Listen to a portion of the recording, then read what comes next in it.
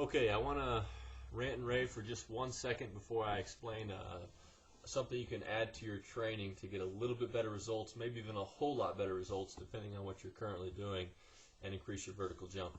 First of all, I've had about maybe 10 different requests from people who are trying a certain training program. I'm not going to mention the name of it. You guys who emailed me know the name of it, and you're wondering why you're not getting results or why you even lost some results. And please go to the website, look at the first video on the website, and it's going to explain why you may be training your endurance and not your jumping explosion. There's a lot of programs out there doing that, but there's one in particular that is really bad with it. I mean, repetitions up to like 1,200 in some cases, where you're doing 1,200 times one exercise, and that's training your jumping endurance.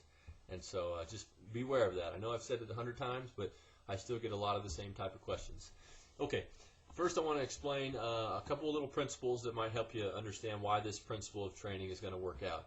First of all, your muscles work on a principle called the all or nothing principle. The all or nothing principle. It's not something I made up. It's something that I learned during my personal training education. You can look it up on Google. All or nothing principle. Basically how it works is depending on how much weight you're lifting is going to depend on how your body recruits muscle. So let's say, for instance, this is not true. Let's say you have 20 muscle fibers. And if you're only lifting very light weight, your body's only going to recruit maybe half of those muscle fibers. And it uses muscle fibers, either the whole muscle fiber or not at all. So it doesn't use like one muscle fiber a little bit or all the muscle fibers just a little bit. It recruits a certain number of muscle fibers, and then it either uses all of them, the entire fiber or not. So basically, if you're training with lighter weight, you may not have even been training certain muscle fibers at all because you're only training a certain portion of the muscle fibers. So that's why in your training you want to emphasize doing heavier lifts, because you're going to be training every single one of your muscle fibers as your body recruits everything it has to lift that weight.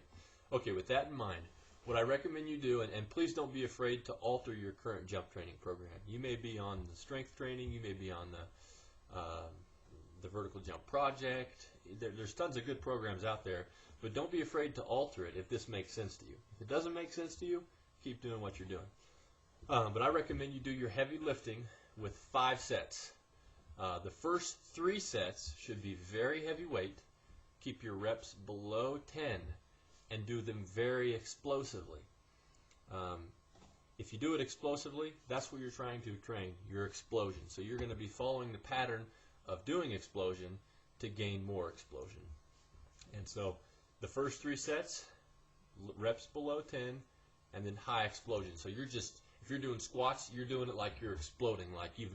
If you don't approach each exercise like this, you're going to do it with more intensity than you've ever done, then you may be lacking results because you're not pushing yourself to a higher explosion. You're just pushing yourself at a lower level explosion. So you got to get fired up during the training. If you got to play some music in your head or whatever you got to do, you need to be exploding. Now the last 2 sets are going to be different for a couple reasons. One of the reasons is when you do explode, that initial hit is going to make that weight coast for a bit, so it's not going to be straining your muscle, which is not a good thing. So your last 2 sets, we're going to be doing a complete muscle strain. So on these last 2 sets, keep your weight below 10 still, or your reps below 10. So keep your weight heavy, but do the weight very slowly. So you might have to do a little less weight. So if you're doing squats, go to the peak point, lower very slowly so that you can feel the strain on the muscle the entire time. If you feel the strain the entire time, you're getting every area of the muscle trained. Now your last set is something a little bit different that you want to do. This is going to be what we call the burnout set. When you train your muscle to go a little bit past total failure or fatigue, then you're able to train the muscle to its maximum potential. So here's what you're going to do on your last set. You're still going to keep your reps below 10. And what you want to do is, it's best to have a partner. If you're doing squats, no matter what you're doing, it's the same thing. Go tell failure, tell you can't do any more. And then the moment you can't do any more, rack the weights take off 20 to 40 pounds or 10 pounds or however much so that you can go back and do just as many again. Now once you've pulled off those weights, immediately get under there and do under 10, but go until failure, until you can no longer lift anymore. Once you've gotten to that point, repeat that process one more time. Take the weights off quickly and then go to failure again until you just can't go anymore. If you have a partner, have him help you do 2 to 3 more so that your muscles are just completely exhausted.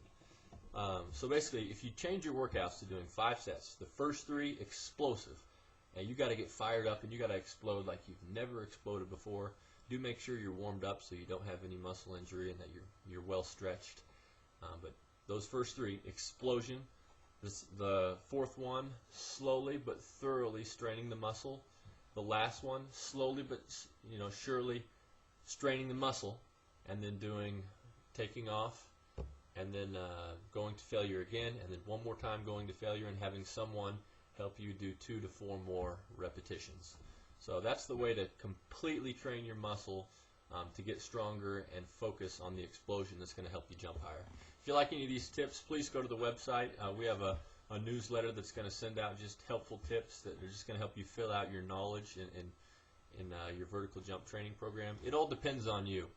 If you go out there and you find a program and you're excited about the program simply because there's testimonials on the page or because it promises you 10 to 30 inches of vertical jump power added to your vertical, you may be disappointed because basically you're just buying into someone's marketing.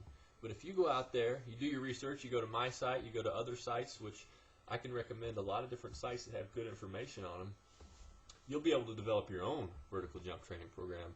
You'll be able to know for yourself whether it's going to be an effective program or not, and not just have to guess or buy into someone's marketing. So I hope these tips are helping out. If you do have questions, email me. I'll try and address it in one of the videos. Thank you. Bye-bye.